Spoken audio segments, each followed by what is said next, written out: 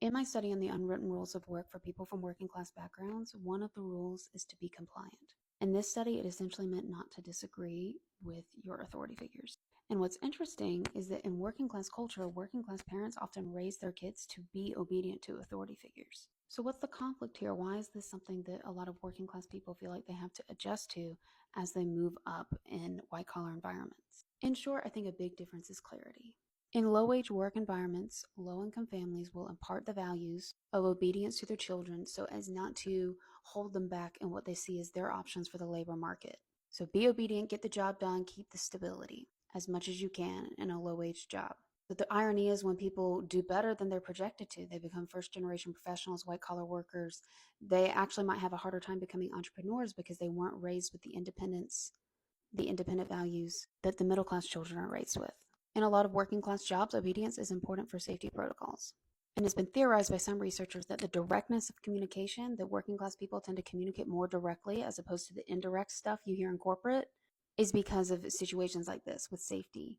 That this is to ensure clear understanding to mitigate a potentially hazardous situation.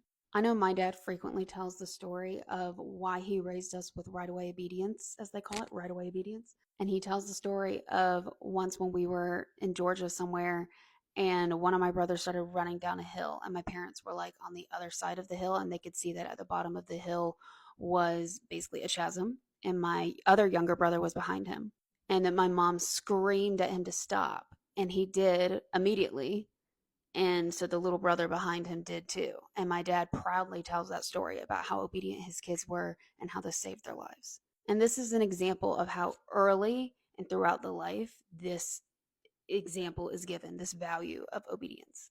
So what's the deal? Why, when I interviewed people from working class backgrounds, were they surprised at the compliance? Because it's not clear, because it's not said that that you need to be obedient. The situations where the compliance norm came up, where when people talked about that they were asked for their opinion and they gave an honest answer, and then they were punished for disagreeing with the boss. Or that they were asked if they had a new idea, they brought it forward, and the boss was threatened by that it was a good idea, so they were again punished. They don't know how to play the unwritten indirectness game.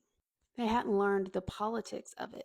They're used to hierarchy, being in working class jobs, but they're not used to this unclear managing up, down, and across in a competitive environment. It's hard to be obedient when you're never given direct orders.